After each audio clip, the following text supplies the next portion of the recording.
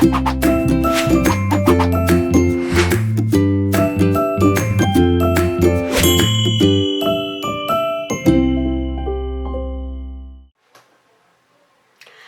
gente, tudo bem? Eu sou Shellen Galdino, sou assistente social, mestra em serviço social e sou aqui do Serviço Social para Concursos. Bem, no vídeo de hoje eu vou trazer uma pequena contribuição sobre o estado de bem-estar social ou welfare state, estado-providência, que é um tema bastante denso e complexo, tá? Que tem vários autores, várias perspectivas teóricas que vão tratar desse tema. Por que ele é tão importante, gente? Dentro do tema política social, há 3 ciclos históricos. O primeiro, o Estado liberal, o segundo, o Estado social e o terceiro, o Estado neoliberal. Então, o estado de bem-estar social está nesse segundo ciclo, tá? No Estado social ou no Estado social-democrata, que para Berg e outros autores vai colocar como período em que ocorreu a generalização da política social. O que isso quer dizer? A expansão das políticas sociais a partir de uma expansão do Estado em suas funções políticas e econômicas.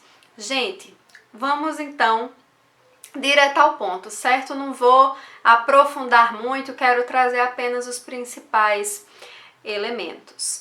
Quando nós falamos de estado de bem-estar social, nós não estamos falando especificamente de um tipo de estado. Nós estamos falando de uma organização social, de algo que vai além do Estado, que envolve a própria sociedade civil, tá? Então, quando eu falo de estado de bem-estar social, o welfare state, eu estou falando muito mais do que um tipo de estado. Eu estou falando de um dado processo que envolve uma regulação social da produção e da reprodução social. Bom, e para a gente entender o estado de bem-estar social, é preciso a gente entender qual foi o movimento histórico que fez acontecer a derrocada do Estado liberal até a gente chegar no Estado social. A gente pode destacar 4 elementos históricos que vão dar base para a construção de um estado de bem-estar social. O primeiro, gente, e um dos mais importantes, é a conquista dos direitos políticos pela classe trabalhadora. Só um parêntese, o Marshall, que é o teórico da cidadania, ele vai falar que existem 3 classes de direitos. Os direitos civis, que envolvem as liberdades individuais, os direitos políticos, que é a participação na política, e os direitos sociais. Quando os trabalhadores, a partir da luta de classe, conquistam esses direitos políticos no fim do século XIX, isso permitiu uma socialização da política. Isso permitiu, inclusive, que a sociedade civil pudesse participar mais do Estado. Então, dentro desse processo de luta de classes, quando os trabalhadores conquistam seus espaços de poder, de participação política, começam a se organizar a partir de partidos, de forma mais profícua, é que de fato nós conseguimos alargar as funções do Estado e de fato diminuir o pensamento liberal, aqui de forma bem didática, porque até então a elite política era predominada pelos liberais. A partir da luta de classes, os trabalhadores conquistam os direitos políticos e isso vai criando uma tensão dentro do Estado, tá? Uma tensão que reflete a própria luta de classes. Um outro elemento histórico, nosso segundo aqui por mim destacado, é o processo de monopolização do capital. O que isso significa? O sistema capitalista ele passou por uma primeira fase, a fase concorrencial, depois ele adentrou nessa fase monopolista. A fase monopolista, gente, é de fato quando o Estado começa a investir mais na produção capitalista e, portanto, quando as empresas elas aumentam tanto na produção quanto na velocidade da sua produção. Com a revolução tecnológica, com a energia elétrica, com uma série de outras, máquinas de bomba de explosão, isso fez com que a produção aumentasse. essa produção levou a uma centralização e uma concentração de capital, criando grandes corporações, grandes empresas. Até então, o liberalismo pregava o seguinte: olha, se você quiser ser um capitalista, investe em si mesmo, basta você investir que você vai ser capitalista. Só que com o processo de monopolização, ficou claro que não era tão simples assim você conseguir deter os meios de produção. Você precisava de um grande investimento, você precisava ter um grande poder, né, para liquidar inclusive a sua concorrência, já que as grandes empresas estavam comprando as empresas menores. Então, conforme o capitalismo vai se complexificando, conforme as grandes corporações vão dominando, as ideias liberais clássicas, elas vão perdendo espaço, porque agora não basta mais o indivíduo somente querer, tem que ter as condições objetivas de um determinado espaço e tudo mais. O outro processo, que é um processo bem relevante para a gente pensar a transição do Estado liberal para o Estado social no século XX, é a Revolução Socialista em 1917 na Rússia. Essa revolução que derrubou o czarismo e teve a vitória do movimento bolchevique em outubro de 2017, colocou uma nova tensão em geopolítica no cenário internacional da luta de classes. Fez, inclusive, com que os trabalhadores aumentassem as suas esperanças sobre a possibilidade de tomada do poder e do Estado. Então, tudo isso fez com que o capitalismo ocidental repensasse um pouco as suas práticas, ou seja, que ele cedesse, que ele concedesse com medo ou para se precaver de uma possível tomada, de uma possível revolução. Então esse processo ele é também essencial para a gente pensar a conformação do estado de bem-estar social. Por último e não menos importante, nós temos um quarto elemento para pensar o que deu base à construção do estado de bem-estar social.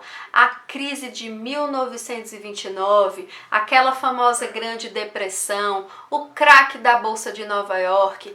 Essa crise, gente, que foi uma crise de superacumulação, uma crise de superprodução, cujas mercadorias não conseguiam ser vendidas e que reduziu a economia capitalista a 1/3 do que era antes, ela fez com que os próprios capitalistas começassem a rever a sua anarquia de mercado, a lei de Say, a lei de que o mercado se autorregula, porque essa autorregulação levou a uma grande crise. Então era preciso um pacto social, uma mudança no regime de acumulação para retomar as taxas de lucro do capital. Aqui só um adendo, a gente sabe que a crise dentro do sistema capitalista, ela faz parte do movimento cíclico do capital. E quando há quebra, geralmente o capitalismo procura meios de se renovar. Nessa época do início do século XX, a maneira foi buscar uma maior intervenção do Estado sobre a economia. Claro que isso foi algo assim, até então era inédito, porque o Estado devia apenas ser a mão invisível, mas com a crise se tem a necessidade de uma intervenção sistemática do Estado. Esses 4 elementos que eu citei vão ser de extrema relevância para a passagem do Estado liberal para o Estado social ou para o que a gente chama de constituição do welfare state, do Estado de bem-estar social. E assim, gente, nesse aspecto, é importante a gente destacar que teve um grande intelectual que se destacou nesse período, um economista, que foi o John Maynard Keynes, com a sua teoria geral. O John Maynard Keynes acreditava que o mercado precisa ser regulado e ele precisava de medidas anticíclicas. Essas medidas anticíclicas, ou seja, contra as crises, precisavam de uma intervenção sistemática do Estado na economia enquanto regulador do processo de produção e reprodução social. Vamos dar um parêntese agora para falar um pouco sobre o estado de bem-estar social em si. Gente, o estado de bem-estar social em si, ele não se deu da mesma maneira em todos os países, tá? Por exemplo, os Estados Unidos foi o New Deal, ou o Novo Acordo, que surgiu lá na década de 30 com Franklin Roosevelt, como uma medida de criar vários empregos, né? A partir da crise que os Estados Unidos viveu, era necessário que o Estado agisse nessa perspectiva de garantir uma maior empregabilidade para a população. Para vocês terem ideia, com o New Deal, a taxa de desemprego norte-americana caiu de 19% para 1%, ou seja, gente, reduziu drasticamente o desemprego. Na Europa, contudo, tá, o Estado de Bem-Estar Social de fato teve o nome Welfare State, Estado de Providência na França, Social Estado na Alemanha. A Europa é uma particularidade dentro desse processo porque foi onde de fato se viveu de forma mais profunda e ampliada o estado de bem-estar social. Claro que cada estado de bem-estar social, a depender da formação dos estados-nação, teve mais amplo ou menor, mais social, mais corporativo, cada nação teve o seu próprio desenvolvimento. Não há um tipo só de estado de bem-estar social, há vários tipos de estado de bem-estar social. Mas na Europa foi onde ele aconteceu de fato de forma mais profunda. E por que isso aconteceu? Mais dois elementos que eu vou destacar. É a Segunda Guerra Mundial, que durou até 1945, uma guerra que devastou o continente europeu. Imagine você estar num continente com milhões de mortos, um saldo de 10 milhões de mortos, que foi solo de fato da guerra. Então era preciso que o Estado intervisse até para retomar a esperança do povo nas instituições estatais. Disso, inclusive, foi criado vários organismos internacionais e multilaterais. 1945 teve a ONU, a criação da OTAN, do Banco Mundial, do Banco Internacional de Desenvolvimento. Então, a partir disso, era preciso dar um novo projeto de vida para a população europeia, que estava devastada, com um saldo de milhões de mortos. Então, o estado de bem-estar social, ele tem também esse viés de, assim, dar uma contrapartida àquela população que estava numa situação extrema, né, de vulnerabilidade. Outra questão que eu até já citei no início é o que? Avançava cada vez mais as ideias socialistas a partir da União Soviética. Elas avançaram tanto que chegaram até a Alemanha. Lembrem-se que a Alemanha, lá para 1900 e pouco, ela foi dividida, depois da Segunda Guerra Mundial, na verdade, ela foi dividida pelo Muro de Berlim, ó, a cortina de aço.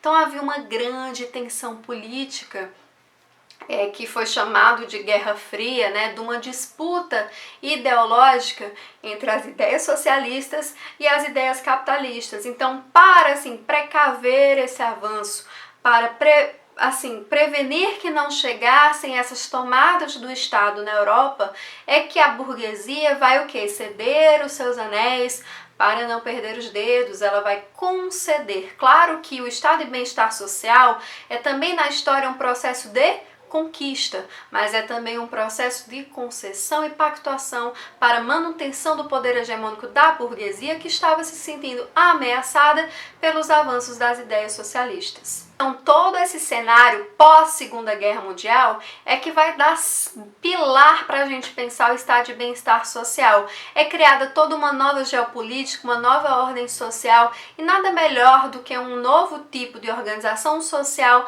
para apaziguar os ânimos. Então, nós denominamos esse período de um verdadeiro pacto entre capital e trabalho. Todos vão ceder um pouco. Os trabalhadores vão negar a revolução e apostar nas reformas, na social-democracia, e o capital também vai ceder um pouco da sua selvageria pelo lucro e ceder parte dos seus lucros de forma socializada para o Estado gerir o quê? Políticas sociais. Nós também chamamos essa época de 30 anos gloriosos, os 30 anos do capitalismo regulado, da social-democracia, há várias denominações para isso. Mas é importante a gente destacar que o estado de bem-estar social ele também tem alguns pilares dentro do seu processo de constituição no continente europeu. Eu já falei para vocês das ideias de Keynes, tá? Então, o pensamento de Keynes no que tange à intervenção estatal vai ser fundamental para a conformação do estado de bem-estar social. Só que ele não vai agir sozinho, ele vai agir com as ideias do Fordismo. Por isso que nós também denominamos de pacto keynesiano-fordista, que vai se desdobrar numa política da produção em massa, do consumo em massa, dos altos salários, do pleno emprego e também do Estado garantindo salários indiretos. O que seriam esses salários indiretos? Políticas sociais, atuando assim na reprodução da força de trabalho. O Estado ele vai garantir educação pública, saúde pública, seguros, incentivos ao transporte, a aquisição de moradias, a própria previdência social. Então, nesse período, há um alargamento das funções do Estado, há uma ampliação das suas funções econômicas e suas funções políticas. Cabia, às empresas garantir a produção, o pleno emprego, mas cabia ao Estado dar toda uma arquitetura, nas cidades e nos países para que as empresas se instalassem, para que as empresas conseguissem garantir a produção e até, desse ponto de vista, fazer girar a economia. Então, se a gente puder destacar 3 características do estado de bem-estar social, uma, pleno emprego, a segunda, produção em massa e consumo em massa, e a terceira, a segurança social, os seguros sociais, saúde, educação, previdência, incentivo à moradia e a transporte. Esses são os principais pilares do estado de bem-estar social. A gente poderia destacar outro, mas a literatura em consenso trata esses. Bom, gente, essa perspectiva, essa regulação do capitalismo, essa organização social da produção e controle, e socialização da riqueza socialmente produzida, ela se esgotou num dado período histórico, ali entre finais da década de 60 e início da década de 70, que é quando nós vamos iniciar já aí o estágio neoliberal, que é o terceiro ciclo histórico da política social. É importante a gente pensar que foi uma experiência muito singular, muito particular, não sabemos se irá se repetir, não chegamos sequer a vivenciá-la no Brasil, mas que quando a gente estuda política social é fundamental compreender esse período histórico, porque tudo que nós temos hoje de política social nasceu um pouco ali, as experiências são um pouco dali que nos influencia, principalmente a nossa seguridade social. Então é isso, gente, espero que vocês tenham gostado do vídeo, foi uma pequena contribuição que eu trouxe aqui para o canal. Não se esqueçam de se inscrever e tem uma indicação de leitura, tá? Da Elaine Berg, um livro Política Social, tem um capítulo lá, o capítulo 3, que vai falar um pouco sobre o estado de bem-estar social, que ela trata como pacto keynesiano fordista, tá bom? Até a próxima!